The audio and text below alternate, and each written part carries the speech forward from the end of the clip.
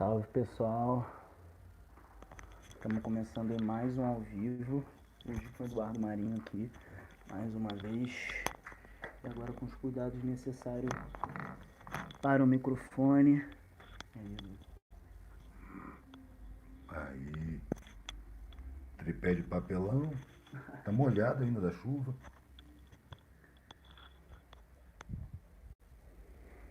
É isso mesmo?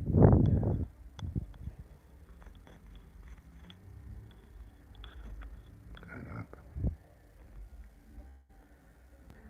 Isso. Já tá ligado, velho? Já. Já tá ao Vê se o vivo? áudio, já. Salve, Vê se o pessoal. áudio tá legal, Pegando a gente aqui em flagrante, arrumação. as arrumações, pra gente começar o bate-papo. Foi. E aí, Edu, tem uma primeira pergunta, ela é do Thiago Mota. Thiago Mota. E aí ele pergunta sobre amizade, né? E imagino que você tenha feito muitas amizades durante a vida.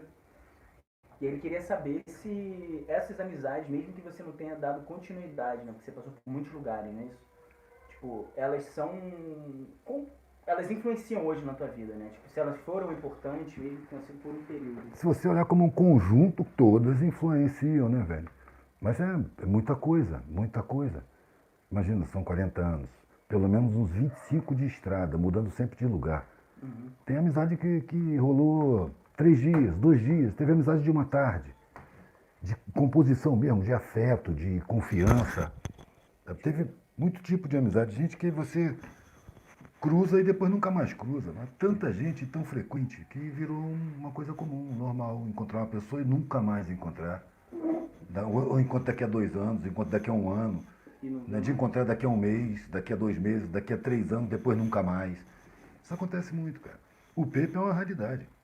O Pepe eu conheci ele em Saquarema, a gente foi vizinho durante uns 2 anos. Depois eu viajei e ele ficou no Rio, depois viajou para São Paulo, separou da mulher, passou em Minas uma vez, a gente cruzou numa feira.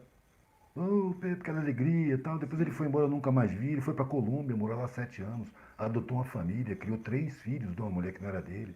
E vocês ficaram 7 anos sem se ver, sem se falar. Mais de 7, velho. 7 anos ele passou na Colômbia.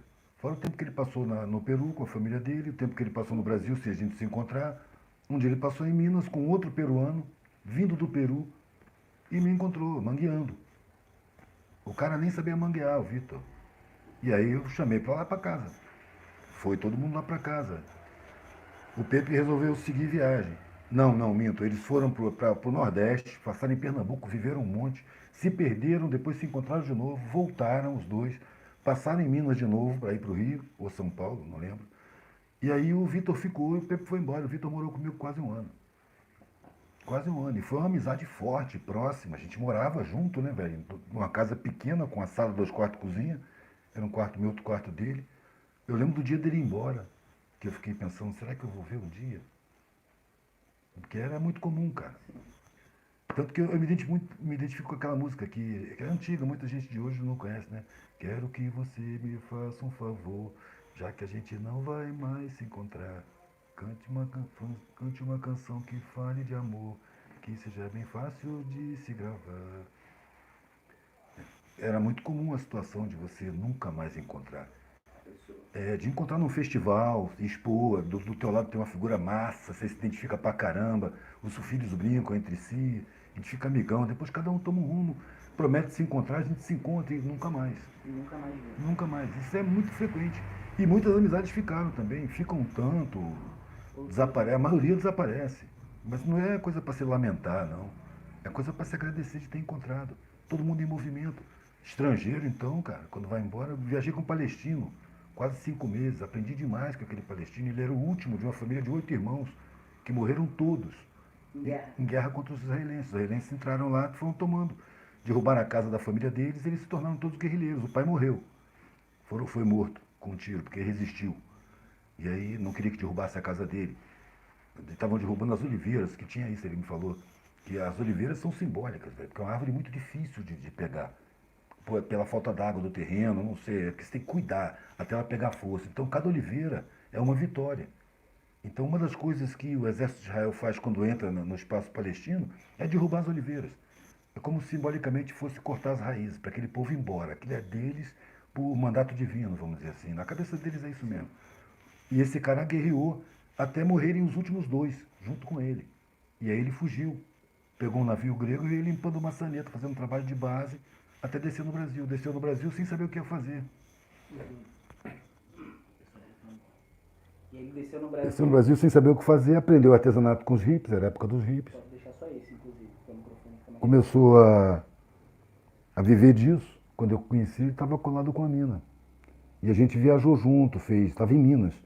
A gente fez várias feiras agropecuárias, expomos junto em vários lugares, pusemos juntos. E ele me contou muitas histórias, depois eu fui para Bahia e ele nunca mais, velho, nunca mais vi. Nunca mais vi, não sabia nem falar o nome dele. Ele falava, me chama de Jonas. E aí, Ele dizia que era impronunciável o nome dele. Eu falei, fala o seu nome aí. Ele, não, você não vai saber falar. Ele falava um português muito, muito bom, velho. Você não vai saber falar. Eu falei, pô, fala aí pra eu ouvir, cara. Aí ele falou o nome dele. Eu tentei repetir igualzinho. Ele falou, não é isso, me chama de Jonas. E encerrou o assunto.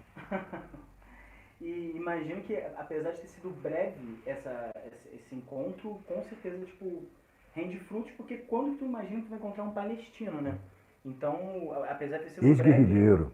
ele deve ter te passado uma carga Muita de coisa, informação, de velho. vivência. Uns 2 anos depois, eu estava na Bahia, já tinha nascido a Dara, morava na casa de palha. Tinha recebido um amigo meu que era mestre de capoeira, que ele arrumou um problema em Salvador, teve que ficar escondido, foi me esconder na minha casa. E ele ia para Salvador e trazia gringo. Ele era guia turístico, capoeirista, arrumava gringo para guiar. E uma vez ele trouxe um casal de israelenses. E que era um casal de que, pelo que eu vi, em Israel, o cara quando termina o ensino médio, ele entra direto no exército. E passa lá 5 anos, pelo menos foi o que eu entendi daquele casal. Os dois tinham saído do exército e receberam 6 meses para viajar pelo mundo. Sim. E saíram viajando pelo mundo. E chegaram lá. Eu tentei puxar o assunto. Eu viajei com palestino e tal. Velho, é impossível falar de palestino com eles. Eles ficam muito nervosos, muito raivosos. Eu evitei o assunto. Porque eu comecei a contar o que o cara me dizia. O que o palestino tinha falado. Da situação da Palestina. Ele não tinha interesse de me enganar. Ele estava contando assim, como numa feira de artesanato, uma conversa casual. Ele não tinha por que ele estar inventando. Mas os israelenses, você via as veias saltadas. Eles mentem, você não entende, você não entende. Aí eu preferi não tratar mais do assunto. Eu vi que com os israelenses não dá para falar sobre esse assunto. Velho. Quer dizer, até hoje eu lembro das histórias do palestino. Até hoje, velho.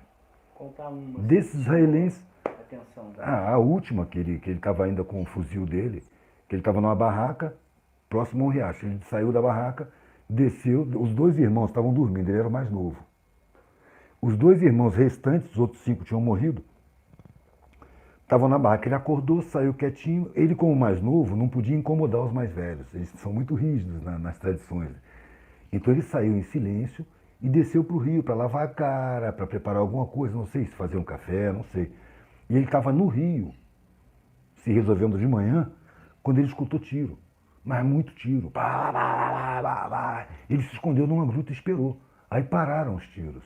E ele deu um tempo, foi saindo, foi saindo. Quando ele chegou na barraca, a barraca estava varada de bala e os 2 irmãos estavam mortos. Os 2 corpos lá dentro. E ele não viu nem quem foi. Ele diz que foi o exército israelense, né? Mas ele não viu. E aí ele foi embora dali, falando, eu sou o último da família. Largou o fuzil lá mesmo e desceu para o porto. Chegou desarmado, conversou com o comandante de um navio, e o comandante conseguiu acessar o cara. O cara entendeu que ele estava em fuga, que ele não tinha documentação, colocou ele clandestinamente dentro do navio, capitão do navio.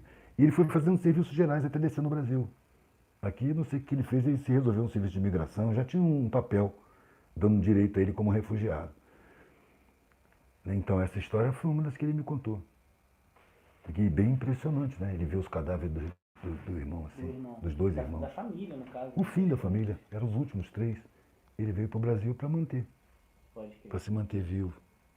O Benjamin, de Pernambuco, ele botou a pergunta assim, no nosso estado de consciência, onde ainda achamos que tudo tem que ter um culpado, procurando culpas, né?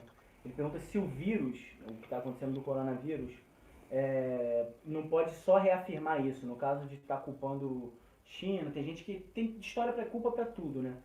Então, no caso, ele acha que. A pergunta é: será que o vírus não pode reafirmar isso? Culpados, ficar buscando culpa? Não, buscar culpado é uma tendência que a gente tem. Não sei se é pela ideologia cristã, não sei se é pela. Porque as ideologias cristã, muçulmana e judaica são muito parecidas, têm o mesmo livro inicial, né? Ali se trabalha muito com culpa. Eu não trabalho com culpa, velho. É muito tempo que eu aboli isso das minhas análises. Eu trabalho com responsabilidade. Então, em qualquer ato, eu tenho a minha parte da responsabilidade. Eu não posso tratar da tua responsabilidade ou da responsabilidade do outro. Eu posso tratar da minha responsabilidade. Qual é a minha responsabilidade? Por menor que seja, tem a minha. É nela que eu estou. Agora, para analisar as coisas, eu não analiso com raiva, procurando um culpado. Porque eu sei que cada atitude tem sua consequência, cara. Não passa nada que não seja causa e consequência. Então, se o cara está cometendo um deslize, está cometendo uma coisa pesada, está cometendo um equívoco ali, ele vai sofrer as consequências desse equívoco. Não cabe a mim determinar quais são. Não cabe a mim julgar. Eu posso analisar a atitude, concluir que eu não tomaria essa atitude, achar errada, mas não vou julgar o cara. A vida julga o cara. Nesse ponto eu sou bem espiritual, velho. Eu tenho os meus erros para cuidar, por que eu vou ficar cuidando dos erros dos outros? Os erros dos outros vão me servir de quadro negro, sabe, de aprendizado. Sim. Que pretensão é essa, que arrogância é essa de determinar a culpa? Sim. A não ser uma coisa muito simples, muito óbvia, muito básica, mas no geral, para analisar as coisas, as pessoas correm para a culpa porque isso superficializa a análise. Você chegou na conclusão, culpado é ele. Acabou. Resolveu. Resolveu entre aspas. Porque se você for analisando sem culpar, você pode levantar várias possibilidades, você pode levantar hipóteses, você pode concluir coisas diferentes, você pode determinar vários tipos de responsabilidade. Por exemplo, numa traição, o cara traiu o outro. Bom, antes dele trair, o outro confiou. Então já foi um desencadeamento de erro sobre erro. O outro confiou numa pessoa que não merecia confiança. Cabe a esse que confiou, em vez de correr atrás e matar o que traiu, perceber melhor com quem que ele está tratando e desenvolver a capacidade de sentir o caráter do outro. O outro demonstra o caráter dele.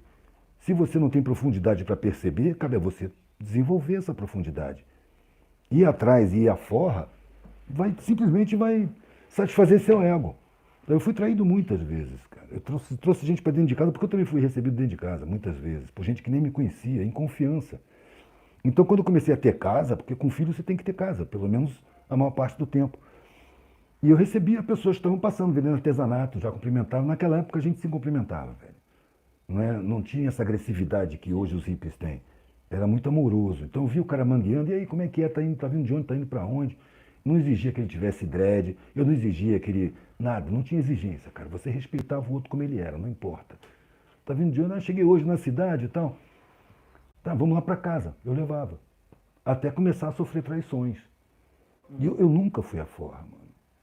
Quando o cara me enganava, me roubava um alicate, ou pedia um dinheiro no vizinho e ia embora. Daqui a pouco o vizinho falou, o teu amigo me pediu um dinheiro emprestado aí, falou que tá no sufoco. Eu disse, pô, o cara foi embora. Eu falei, eu quero meu dinheiro, velho. Eu confiei nele por tua causa.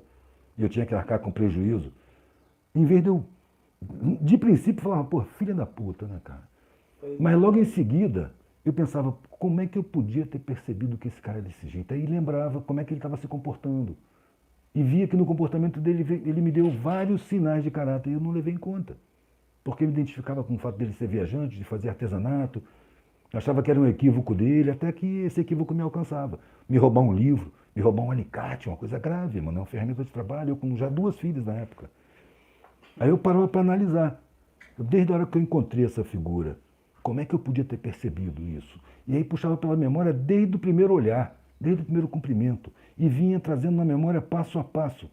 E fatalmente eu encontrava momentos em que ele revelou o caráter dele e eu não levei em conta. São os sinais. Tanto que eu comecei a fazer um brochinho, há sinais, ver quem é capaz. Com o tempo e a prática, eu fui começando a perceber os sinais. Teve vários que eu falava, pensava em levar para casa, mas não dizia. Fazia uma amizade, tem outro lugar bom de mangueira ali, vamos lá. Aí ia para o mangueiro ali. Aí o cara dava sinais de caráter, bom, esse não vai para casa. Despistava, mano, tô indo nessa, vou nessa e vazava. Porque eu já estava percebendo os sinais. E era muito comum. O mau caráter, velho, ele sempre dá sinais. Pode ser mais sutil, ele pode ser mais descarado, mas ele sempre dá sinais. Se você estiver atento, você desenvolve essa percepção. Agora, se você quiser ir à forra, o cara me traiu, você vai lá e quebra ele. Você se vingou, você resolveu o problema na sua vingança, mano. Você satisfez um primitivismo do seu ego e você não se acrescentou em nada. Você não aprendeu nada. O traidor, ele não te trai porque ele tem raiva de você. Ele te trai porque ele tem um caráter frouxo. Porque ele é capaz de trair, ele é interesseiro. Ele vê um troço que interessa a ele, ele pega e guarda. Ele rouba. Ele estabelece para si um tipo de vida que é o inferno, velho. Ele tem as consequências disso. Ele não é assim só comigo, ele é assim constantemente. De vez em quando a vida dá um pau nele. De vez em quando ele é pego em flagrante. De vez em quando ele é encontrado por alguém que foi traído. O cara estabelece seu próprio inferno. Não cabe a mim correr atrás dele. Não cabe a mim mostrar para ele nada. Sabe? Aquele disparate, vou quebrar a cara dele para ele aprender a não trair ninguém. O cara não aprende nada apanhando, velho. É você que está satisfazendo seu ego. É você atuar Tá onde dá, quem você. Então, desenvolver essa tá indo percepção, afora. talvez, é isso. É isso, mano. Manter a paz de coração, Que não velho. vai dar pra mudar ele, né, com a porrada. Mas ou você ele- pode se mudar. Exatamente. Se eu não percebi, eu posso desenvolver a capacidade de perceber. A cada traição eu fui evoluindo. Hoje é difícil eu ser traído. Não é que não é impossível, mas Desenvolveu uma é percepção. muito mais fácil perceber a falsidade no olhar das pessoas. Porque eu me preocupei em desenvolver essa percepção. E tem gente que desenvolveu na prática sem nem ter intenção de desenvolver.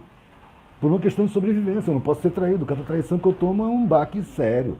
E exatamente isso, né? Você fala assim, me roubou um alicate pra gente, assim, muita gente, um alicate, tipo, não é um instrumento da nossa realidade.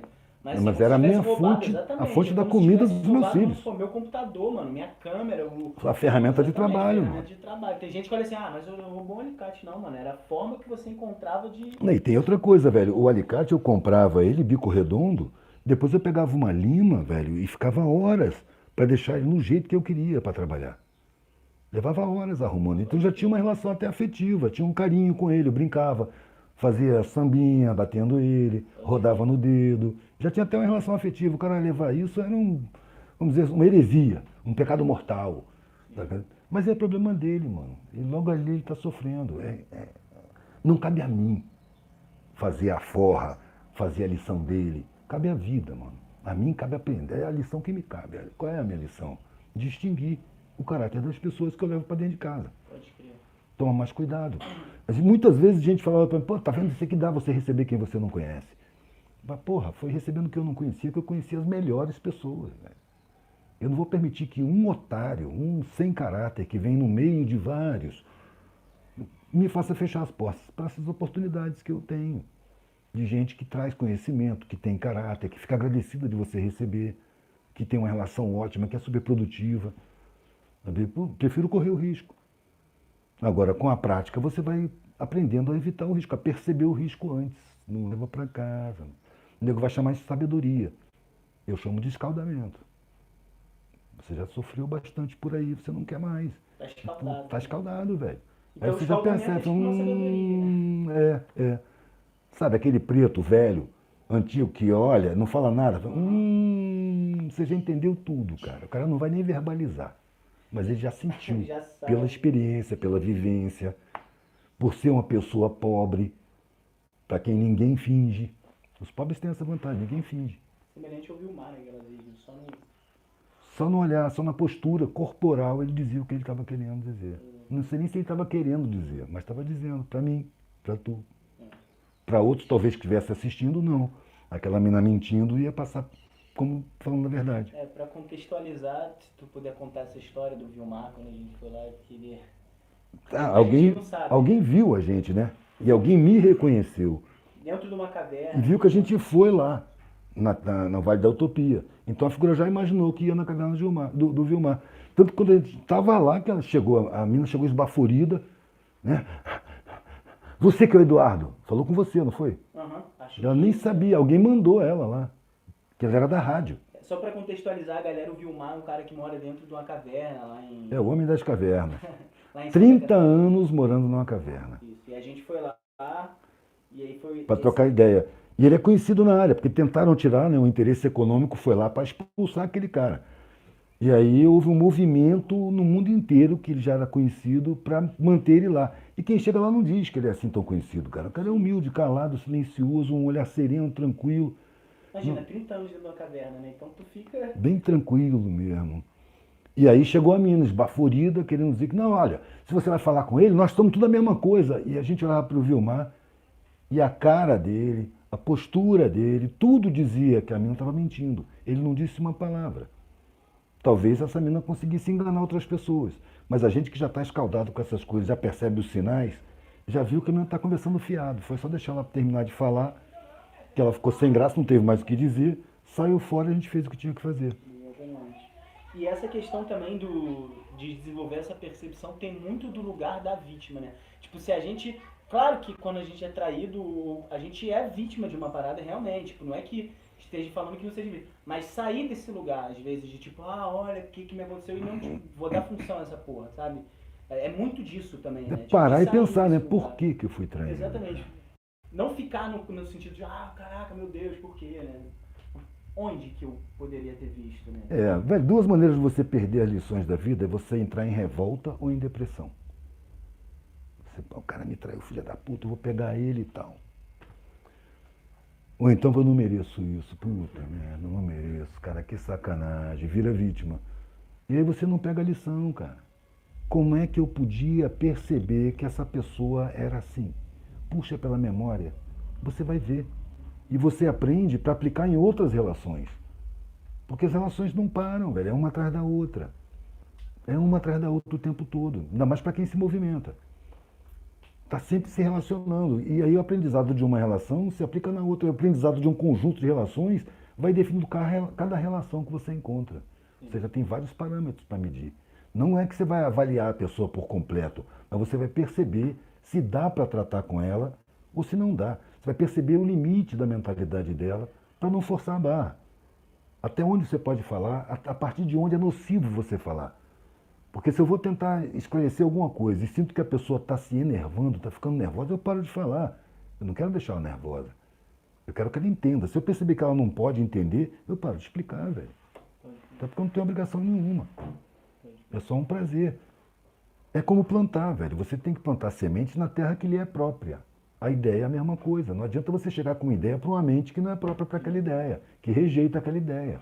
Você não só está perdendo a semente, que está arrumando uma possibilidade de conflito, de desgaste, de criar sentimentos ruins. Eu acho importante você se preocupar com os sentimentos que você provoca. Eu acho que nesse ponto as pessoas andam muito distraídas, por isso tem tanto conflito. Sim. Porque você não presta atenção no sentimento que você está causando em volta de você. Sim. E você vai até que alguém explode. As pessoas também não podem, as pessoas não sabem avisar. Olha, isso que você está fazendo está me deixando nervoso. A pessoa não fala isso, velho. Ela vai ficando nervosa. E na hora que ela for falar, ela já está para explodir. E ela fala de um jeito que você não vai aceitar. E aí você vai responder na mesma altura e pronto, está estabelecido o conflito. Aí não sabe onde é que vai parar. E não vai nunca vale a pena, velho. A Samira Diva, aqui no YouTube, ela perguntou, ela falou, se tem vítima, então tem culpado. Ela faz uma pergunta, né? Tipo, ela bota assim, tipo, que a gente tá falando em vítima, ela falou, se tem vítima, como se, você acha que tem culpado? Depende, mano, depende. Eu não gosto de pessoalizar a culpa. Por exemplo, se tem miséria, existem vítimas de crimes sociais. Sim. São multidões roubadas nos seus direitos constitucionais. Eu fico à vontade de falar que a culpa é do Estado, é da estrutura social. Aí você não pessoaliza a coisa, não foi fulano ou cicrano, não. Essa estrutura tem milênio. Pode querer. Então é uma formação dominada sempre por elite, sempre por gente podre de rica, que não precisa de mais grana, mas para manter esse privilégio precisa de manter as pessoas sem grana. Sim. Simplificando bem é isso.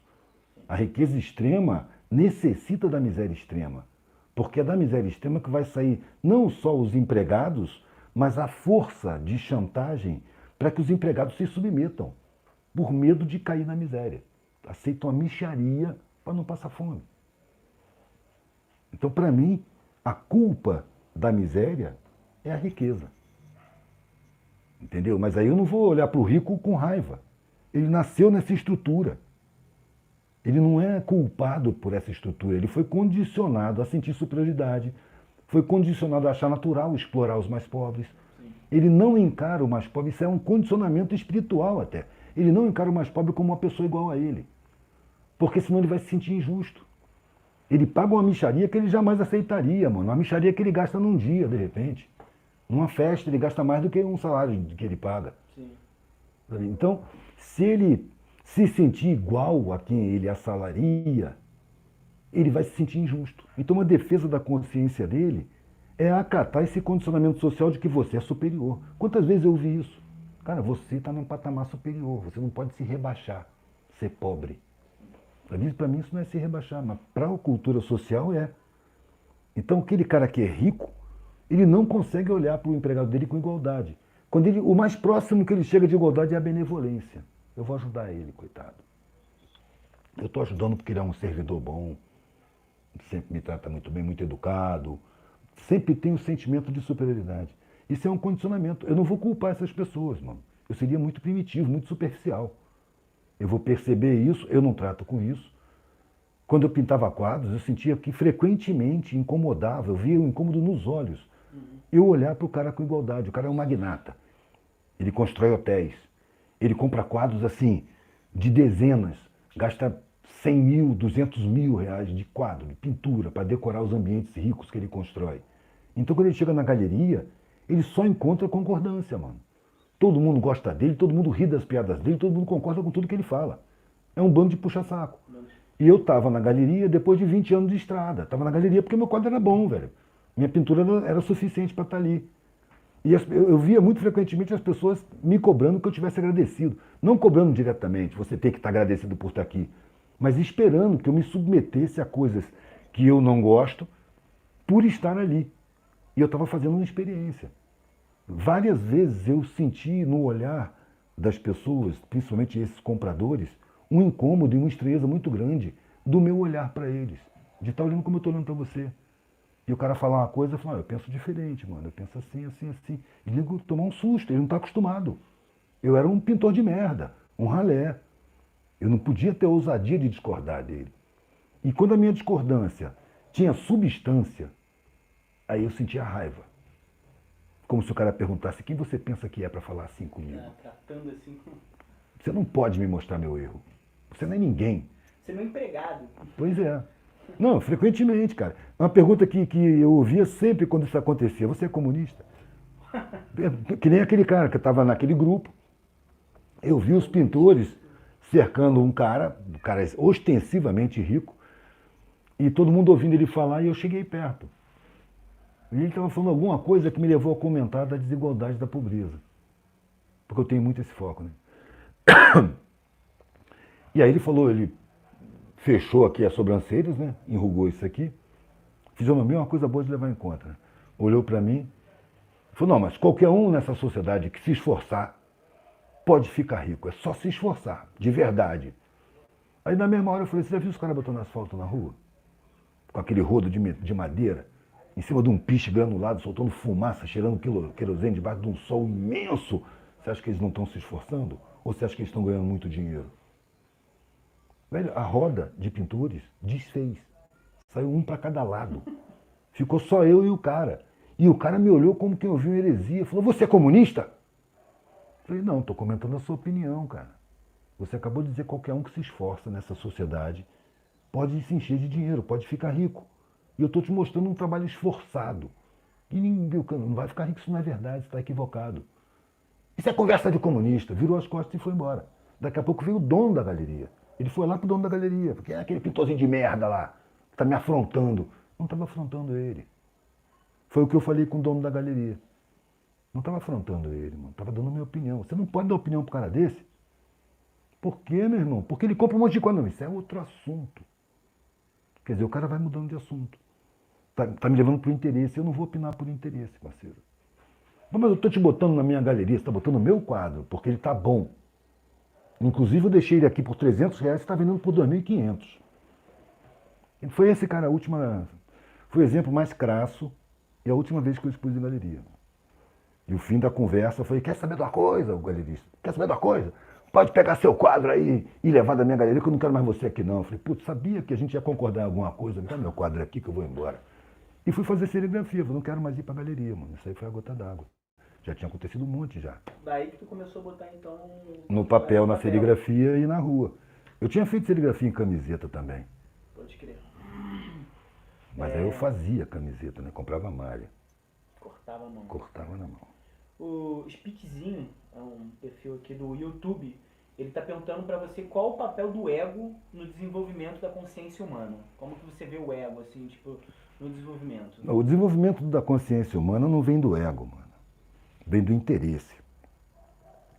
O ego é o eu mais profundo. O ego ele é muito bom enquanto ele te dá dignidade. Enquanto eu vendia artesanato, achava meu artesanato ótimo, bonito, tinha orgulho do que eu fazia. E alguém falava, isso aí pra mim é merda. O meu ego me defendia. Dizia, não, o troço é bom, o cara é que é um otário, o cara é que é um insensível, ele não tá vendo. Ele tem outra mentalidade. E passava para diante. Isso não me doía em nada. O ego é bom quando ele defende a gente, não deixa, evita que a gente sinta humilhação. Você tem confiança em si, tem segurança pessoal, e qualquer tentativa de humilhação é somente isso mesmo, uma tentativa de humilhação. Você só vê um cara querendo humilhar alguém. É feio isso, alguém querer humilhar outra pessoa. Eu sempre achei feio. Então eu não me humilhava com isso. Deixava bater. O ego só é ruim quando ele começa a te fazer sentir maior do que as outras pessoas. Então se eu estou enxergando um pouco além do que as pessoas que estão aqui do meu lado, se eu sentir superioridade, eu estou perdendo uma grande oportunidade que eu posso falar com todo mundo. Olha, moçada, eu estou vendo assim, assim, assim. Eu vou ser muito mais útil se eu conseguir fazer as pessoas verem o que eu estou vendo. Não vou sentir superioridade, vou sentir responsabilidade. Vou tentar passar da forma mais carinhosa possível. E não de forma arrogante. O ego faz isso, ele te dá arrogância. Você fica vítima de si mesmo, cara. Fica cego, não percebe as coisas, perde capacidade de percepção, engrossa o seu sentimento, fica insensível, fere as pessoas com facilidade. O ego, tudo, velho, tem uma forma boa e uma forma ruim. Tudo, tudo. O medo é bom até onde te dá prudência, pra você não estar se arriscando de bobeira. Para se mostrar, para provar alguma coisa para si mesmo, até insegurança você querer provar alguma coisa para si mesmo, ou para os outros. Mas ele é ruim quando ele te acovarda. Eu quero viver uma vida livre, eu tenho emprego de merda, eu detesto o lugar que eu vou, mas eu tenho medo de sair dali, eu tenho medo de passar fome, eu tenho medo do risco. Sim. E fico preso lá.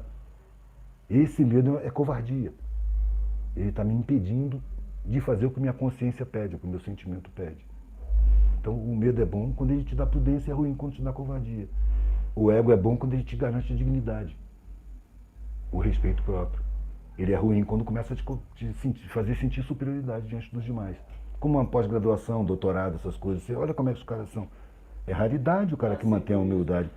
Perde a humildade e perde a capacidade de aprender, de se desenvolver, de se comunicar, de trocar afeto. É só prejuízo, mano. Sentimento de superioridade é só prejuízo. Só cria afastamento. Chega a ser meio estúpido. O Marco Ortiz, do grupo dos que estão acompanhando a viagem, lá do WhatsApp, ele faz uma pergunta para você. Eduardo, além da velha cortina de fumaça impregnada da mídia, com tanta desinformação e esperança sendo alimentadas, você acredita que tudo voltará, aspas, ao normal? Ou podemos considerar que essa crise sistêmica como irreversível e a quebra de paradigmas sem precedentes em nossos tempos? Você acredita que isso é uma quebra de paradigma e que ou que as coisas vão voltar ao normal? Fala tu aí o que é quebra de paradigma. Quebra dessa normalidade. Pois é, eu vou pegar exatamente a palavra normal. O que é o normal? Em cada lugar do planeta o normal é um normal diferente. Tudo volta ao normal. Acho que nada volta, mano. O tempo não volta nada. Daqui a 2 dias eu já não sou a mesma pessoa. Só que é de uma forma muito imperceptível que se dá essa mudança. As pessoas têm muita pressa, elas querem ver aquela mudança que elas esperam ver. Está tudo em mutação permanente, não tem nada parado, nada volta a ser. Até os minerais estão em mutação permanente. A sociedade está em mutação permanente. Eu acho que nós estamos no intensivão.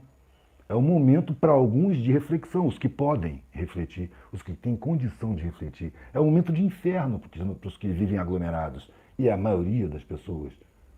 Um momento de inferno para aqueles que sofrem violência doméstica. O violentador está em casa. Então está vivendo um inferno ali. Agora, é aquela coisa, eu estou num momento de concentração. Não vai voltar a ser o que é. Não vai voltar a ser o que é, velho. Como o que é, não é o que era. Em 1960 eu nasci. Em 70 era de um jeito, em 80 era de outro jeito, 90 era de outro jeito, 2000 de outro jeito, 2010 de outro jeito, hoje é de outro jeito. E hoje nós entramos num período de intensivão. Né? Eu acho que está se enxergando muita coisa. O que vai ser quando acabar, aí já é um exercício de futurologia, isso eu não faço. que não vai ser a mesma coisa? É evidente que não vai. E não seria a mesma coisa ainda que não tivesse a pandemia. Só que a pandemia está, vamos dizer, botando uma pressão, sabe, nas mutações. Então acho que vai apressar a coisa. É como você agitar uma reação química. Ela se apressa. Então nós estamos nessa coisa, nós estamos internalizados num mundo que puxa a atenção para fora, para a superficialidade. A forma vale mais que o conteúdo, a grana vale mais do que o caráter, a pose vale mais do que o sentimento. Nós estamos num período em que essas coisas estão se diluindo. Ninguém está podendo se mostrar. Está todo mundo dentro de casa, dentro de si, com a oportunidade de refletir. Está internalizando, obrigando a um movimento contrário ao que a nossa sociedade do consumo estimula, que é externalizar. O que vai vir daí eu não sei, velho, mas que vem coisa e vem coisa forte, eu não tenho dúvida. Eu estou esperando descer os discos voadores já, mano. Tem uma pergunta aqui, eu não entendi bem o nome desse perfil. Optimus Prime, sei lá. Eu não falar inglês, sei o que é isso, não, velho. Ele pergunta assim, Eduardo, você acha que as estruturas que se sustentam das injustiças foram construídas por algum grupo ou foi algo que foi se tornando, que foi se formando naturalmente? Naturalmente? Como assim, cara? O que se forma naturalmente é floresta. A sociedade humana foi formada por elites, sempre. Os mais poderosos foram formatando a sociedade, a seu favor, sempre. Sem solidariedade nenhuma, sempre em proveito próprio. Mas desde milênios, cara. Desde milênios. Hoje você tem banqueiros, mega banqueiros mundiais, que preparam seus filhos, seus herdeiros, e para manter o seu império. Eles morrem e os caras já vão ficando mais velhos, já formando os novos, para se manter. Como é que se compra um Estado? Como é que se mantém uma dívida escorchante para se tomar os orçamentos dos Estados? Como é que se controla a política interna? Como é que se procura os grupos de traidores nacionais para poder compor com eles, para formar as elites? As elites são sempre traidoras, mano. Sempre traidoras nacionais. Traem a sua nação para entregar para o poder externo que mantém essas elites no poder internamente. É o processo da colonização, que antes era explícito e institucionalizado, se desinstitucionalizou e permaneceu pela economia. Pode crer. Pela intelectualidade, pela subalternidade acadêmica. Você vê como é que o cara é visto quando alguém fala na academia, esse cara estudou em Sorbonne, esse cara vem de Harvard. Para mim deveria ser suspeito, mano, de subalternidade, de desprezar o nosso povo. Mesmo sendo brasileiro, ele estudou lá, ele volta de lá achando que é superior porque esteve lá. Se esteve em Harvard, então para mim é mais suspeito ainda. Mas já vem com bagagem de arrogância que não me interessa tratar com ele. Me interessa tratar, velho, com quem está servindo ele. Porque ele se sente todo superior e não se lembra que a barriga dele está cheia por causa de mão de pobre. Que ele está com o pé num sapato porque pobre foi escravizado para fazer o sapato dele. A roupa dele de marca, caríssima, foi pobre que fez. Pobres geralmente escravizados. As grandes marcas colocam suas fábricas onde não tem direito trabalhista. Mano. Escraviza a criança. Mas aí o massacre publicitário, marqueteiro, faz você acreditar que usar marca é um fator de superioridade social. Deveria ser uma vergonha, porque todas as marcas têm trabalho escravo na sua esteira. Mas é apresentado como para ter orgulho. Eu tenho vergonha, mas eu não posso impor isso às pessoas. Se eu for reclamar de cada marca Adidas que eu vejo, cada marca Nike que eu vejo, eu vou ser um chato, velho, xingando todo mundo. Eu vejo os sinais da subalternidade à minha volta. E eu não me debato contra eles, eu sei como é a minha sociedade. E é nisso que eu estou trabalhando. No meu tempo de vida, que é muito pequeno, eu trabalho nisso. Mas eu procuro a terra fértil. E não vou falar com um cara que ele não vai nem entender o que eu estou falando. Não vai nem acreditar no que eu estou falando. Eu não vou contra o massacre publicitário midiático, porque isso é burrice. Eu pego as pessoas que já estão propensas a tomar consciência. E essas vão passar para outras pessoas que estejam propensas também. Está nascendo gente nova o tempo todo. Os velhos estão morrendo o tempo todo. É uma reciclagem permanente de gente, velho. Os velhos morrendo e os novos nascendo. O número de novos diferentes do convencional, que não tem um olhar de enquadramento, está muito maior do que na minha época de criança, velho. E cada ano que passa eu vejo mais jovens e novos aparecendo, questionando com muita competência, não assimilando automaticamente nada, não se dispondo à vida social convencional, porque não satisfaz realmente a alma. não acreditando mais que a satisfação é externa, é ter pessoas que estão querendo ser. Está nascendo novas levas o tempo todo. É o processo planetário. Pode crer. Você falou ET e parecia ET. Aí vê que nós são contraditórios. A Bruna Altaíra, ela faz uma pergunta aqui legal. Ela falou assim, nesse tempo de crise que a gente está enfrentando, você acha que as pessoas podem se questionar enquanto consumidores? Serve para isso, para elas questionarem questão até do consumo animal, desenfreado, a indústria agro? É muito difícil você falar das pessoas como se elas fossem um bloco homogêneo. Homogêneo.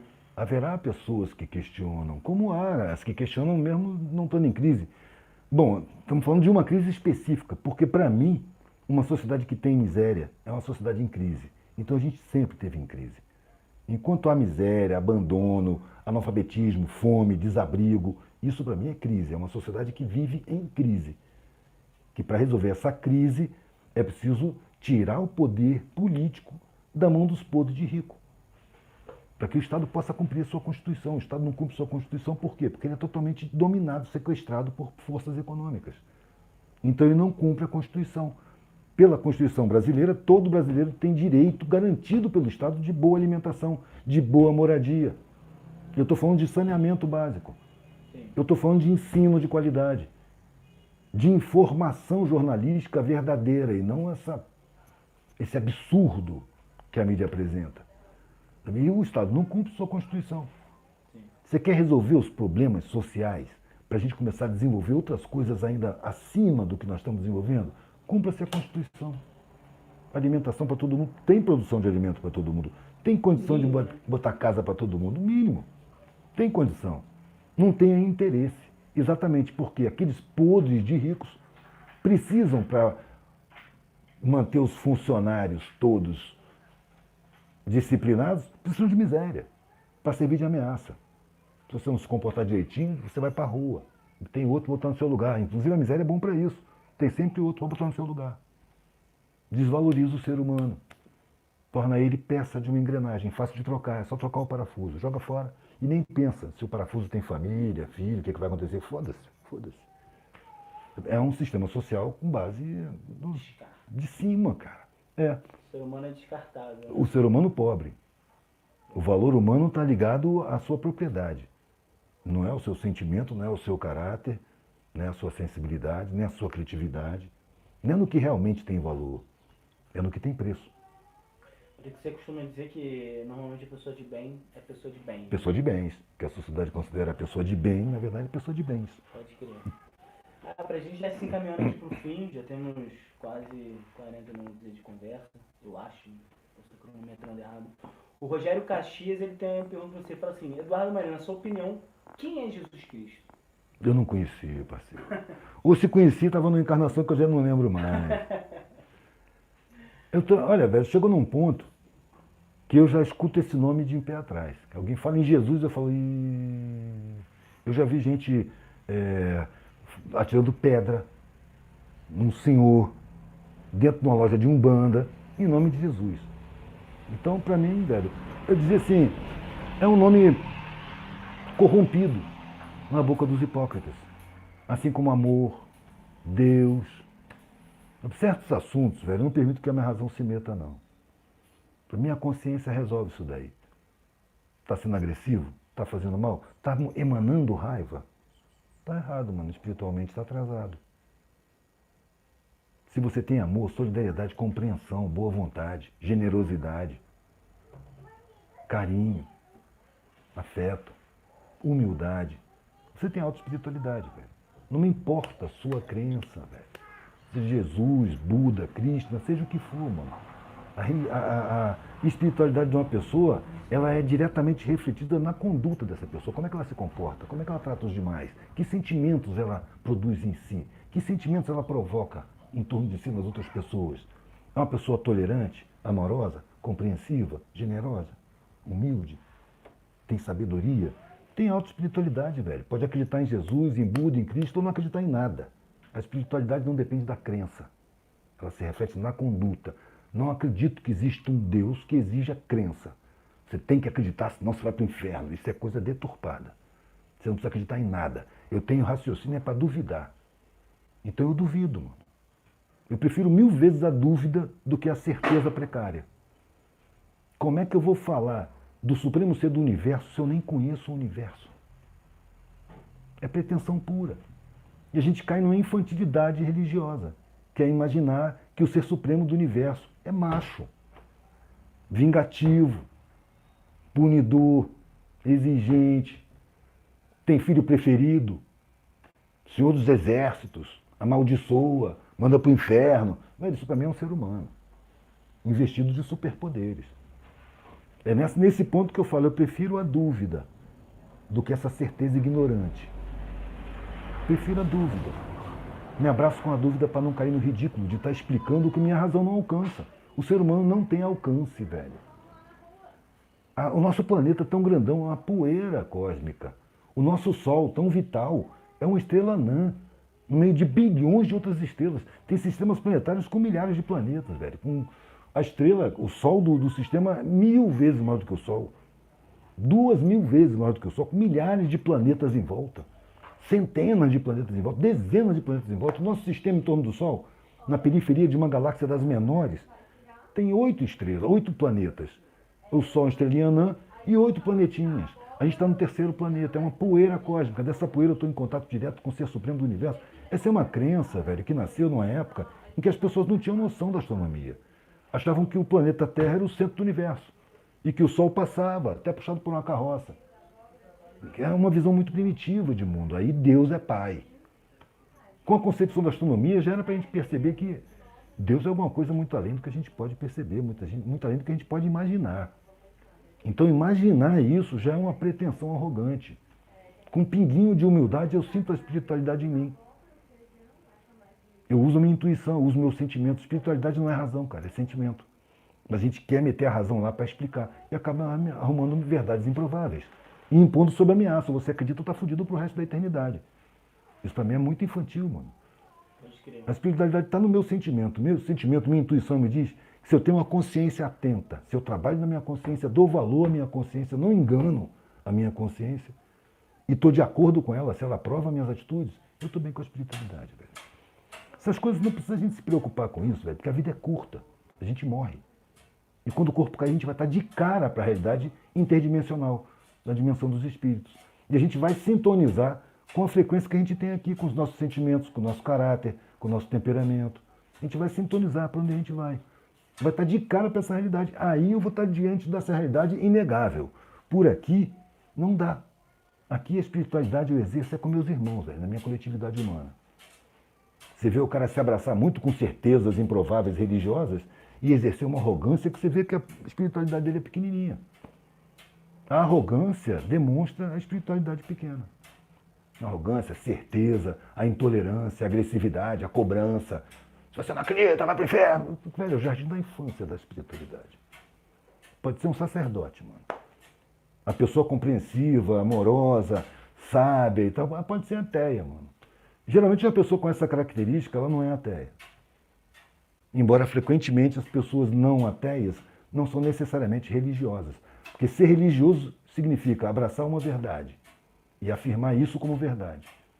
E eu não preciso disso para exercer espiritualidade. Ao contrário, eu não sei qual é a verdade, assumo que não sei e estou aprendendo o que eu posso aprender. Quando eu puder saber qual é a verdade, eu vou saber, mas por enquanto eu reconheço que eu não sei, não tenho condição. Aqui no planeta eu não vejo ninguém em condição de saber a verdade. A gente tem pequenas verdades para ir alcançando, até através de pequenas mentiras ou grandes mentiras que a sociedade nos conta. Pode crer. Inclusive as religiões. A gente ia encerrar, mas você encerrou bem. O que você pensa, assim, sobre... Deixou um gancho, assim, sobre as religiões, assim, tipo...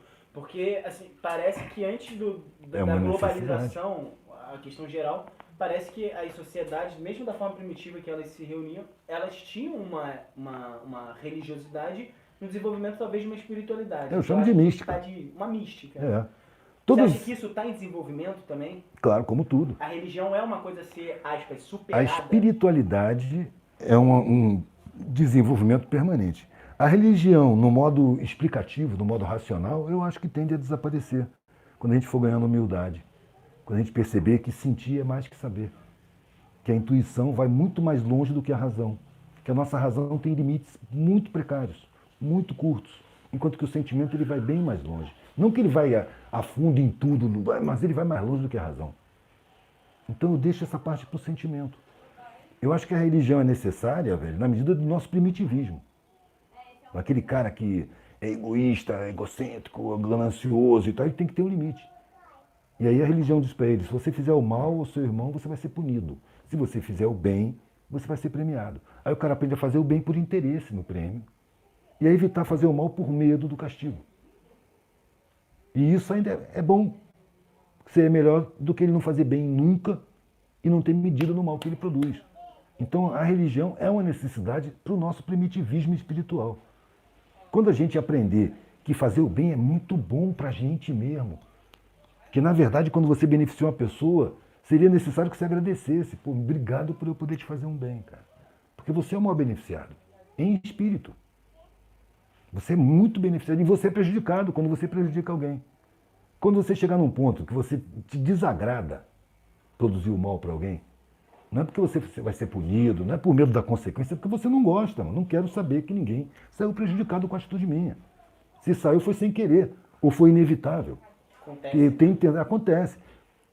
Ter intenção nisso, ou não se importar com isso, tendo consciência disso, é um primitivismo muito grande.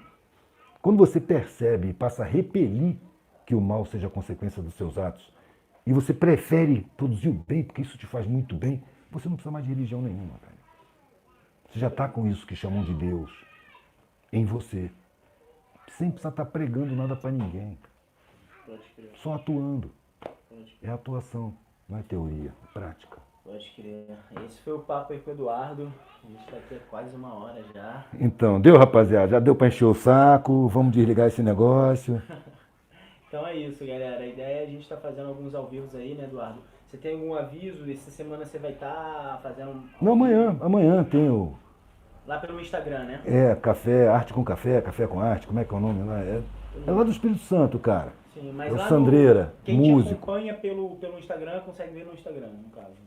Pô, velho, quem cuida do Instagram é você, eu não cuido do Instagram. Mas quem te acompanha pelo Instagram consegue ver por lá. Vai ser pelo Instagram ou pelo Facebook? Acho que vai ter no Instagram e vai ter no Facebook também. No Facebook também? Também, eu acho. Pode crer. Eu sou ignorante nesses Então pontos. não vai ser pelo YouTube, hein, galera. Amanhã, Instagram, Face, a gente vai anunciar aí. O Sandreira, lá do Espírito Santo, músico. Cara, gente boa. Pode crer. Amanhã, 5 horas da tarde. Valeu. Valeu, gente.